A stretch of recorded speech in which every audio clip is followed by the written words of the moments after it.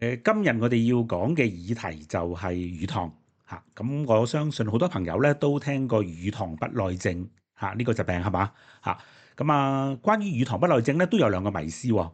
第一就係呢一個乳糖不耐症屬唔屬於食物過敏呢？第二啦，我哋如果飲多啲牛奶，可唔可以改善呢個乳糖不耐症呢？嚇，即係話通過咧後天去改善呢個病徵嘅出現。好啦，咁我哋又先科普一下先。好嗱，以前咧我都講過啦，譬如我哋食咗一碗飯，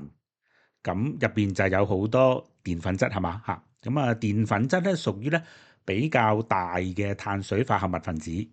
咁因此啦，我哋要消化同埋吸收呢個澱粉質咧咁都需要一啲嘅時間同埋一啲嘅過程嘅咁如果去到糖嘅分子咧就比較細粒啦，咁就容易處理一啲。好嗱，咁我哋又睇睇今日嘅主角，乳糖 lactose。嗱，lactose 嘅分子結構咧就絕對唔複雜嘅嚇。你見到咧佢就由兩個部分所組成。左邊咧你見到呢個六角形就係葡萄糖 glucose。咁黐住右邊嗰個咧藍色嗰個咧就係叫做半乳糖 galactose 嚇。咁不過如果我哋要吸收呢個乳糖咧，都要做一個消化過程先得。即係話將中間嗰個化學鍵咧，就將佢拆散咗都要一個消化酶嘅喎，咁咧就叫做乳糖酶 lactase 如果咧我哋將呢個乳糖拆散咗之後咧，就變咗兩個單糖啦，我哋叫做葡萄糖同埋半乳糖都係屬於單糖，咁我哋咧就可以吸收噶啦。全世界嘅 BB 都會分泌足夠嘅乳糖酶。咁所以佢哋飲咗奶之後就可以將入面嘅乳糖消化，然之後吸收，所以就會快高長大啦。不過咧，到咗成年之後咧，原來乳糖嘅分泌咧就會係減少咗嘅嚇。咁我哋睇一睇呢幅地圖就會更加清楚啦嚇。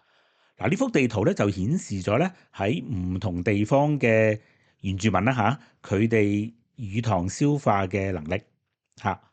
咁你會見到啦，有啲地方咧係深色啲，有啲地方咧係淺色啲嘅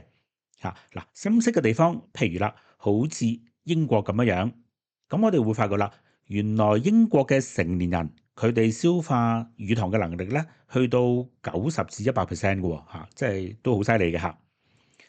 咁東歐都唔差喎，有50至60%嗱，不過咁啦，去到東亞區咧。包括我哋中日韓以至係東南亞嘅人啦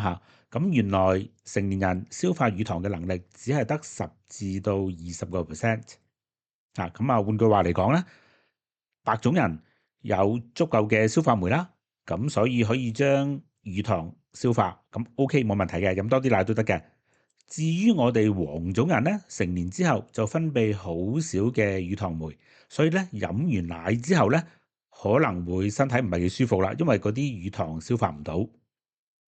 講到呢度咧，我又諗起咧讀大學嘅時候有一個教授啦咁佢就講笑咁講，佢話如果有一個成年人嘅飲奶比賽，咁我哋華人咧就千祈唔好參加咯喎咁我相信大家都知點解啦，因為咧喺咁多唔同嘅種族之中咧，我哋東亞人包括我哋華人咧，成年之後咧分泌乳糖酶嘅能力係最差嘅。咁所以咧，如果真係有呢個比賽，我哋去參加咧，可能好快中途我哋已經走咗去廁所啦咁至於乳糖不耐症嗰個症狀咧，包括有幾樣嘅，譬如你會發覺個胃係脹住啦會係有好多氣啦甚至咧會嘔甚至去到胃痛肚瀉都會有嘅。乳糖不耐症點解會令到我哋又脹氣甚至係會肚瀉嘅咧嗱，咁我哋不如先睇一睇喺正常情況之下，我哋溫一溫下究竟乳糖係點樣消化嘅頭先我哋都講過啦乳糖當我哋食咗落身體入邊啦咁我哋身體如果係有足夠嘅乳糖酶，咁呢一個乳糖咧就會分解變咗兩個單糖半乳糖同埋葡萄糖，咁我哋就可以吸收。不過啦，如果我哋嘅乳糖酶係唔夠嘅或者冇嘅話咧，咁呢一啲乳糖入咗我哋嘅腸道入邊之後咧，佢分解唔到啊嘛，消化唔到，咁我哋亦都吸收唔到嘅。咁我哋吸收唔到就啱啦，啲細菌就會話：等我嚟啦。咁啲細菌咧就會將呢個乳糖咧，會將佢係發酵嘅嚇。咁發酵咗之後咧，就會產生一啲酸性嘅物質，同埋咧亦都會產生一啲氣體嘅。我哋諗翻開頭，我哋講關於乳糖嘅兩個迷思。第一個，乳糖不耐症屬於食物過敏啊，咁係咪呢？嗱，關於食物過敏咧，大家一定要記得啦，佢係需要引起免疫系統嘅過度反應嚇。譬如咧，有啲人食咗花生啊，佢真係會有食物過敏嘅嚇。咁因為咧，免疫系統咧就會對花生某啲物質咧產生過度嘅反應。咁我哋講乳糖不耐症係咪一路都冇提免疫系統啊？嚇，咁就係話乳糖酶係唔足夠嘅啫嘛嚇。咁所以咧，乳糖不耐症咧就並不屬於食物過敏嚇。咁我哋可以睇成咧，佢係一種消化不良嚇。咁所以咧，我哋記得啦，因為佢唔涉及免疫系統，咁所以咧，乳糖不耐症就並唔屬於食物過敏。咁關於第二個迷思咧，飲多啲牛奶可唔可以改善呢一個乳糖不耐症嘅咧？原來基本上係唔得嘅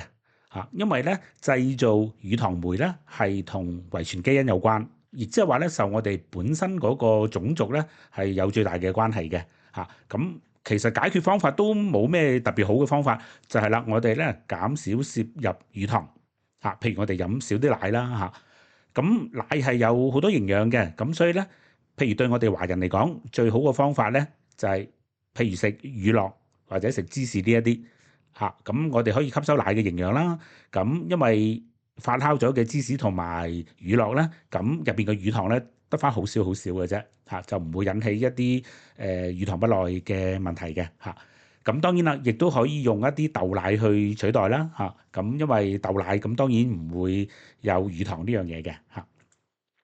咁最後啦，咁我哋做翻一個總結咯喎，好簡單嘅嗱。如果真正嘅飲牛奶會過敏嘅咁其實係因為牛奶入邊某一啲蛋白質，咁咧就刺激到我哋身體嘅免疫系統咁某一啲白血球咧就會過度製造咗出嚟，佢又會分泌咗咧一啲免疫球蛋白，引起咧可能有啲嘅皮疹啊、面腫啊等等咁至於頭先我哋所講嘅乳糖不耐症，其實係因為我哋欠缺乳糖酶，係啦。咁你可以睇成係一種消化不良嘅，咁所以咧就兩者就唔可以混淆一齊。咁當然會唔會兩樣嘢同時出現咧？咁都有機會嘅，即係同時有乳糖不耐，同時又對奶係過敏嘅，咁都會有嘅嚇。好，咁今日關於乳糖咧，咁我哋就講到呢一度。好，祝大家身體健康。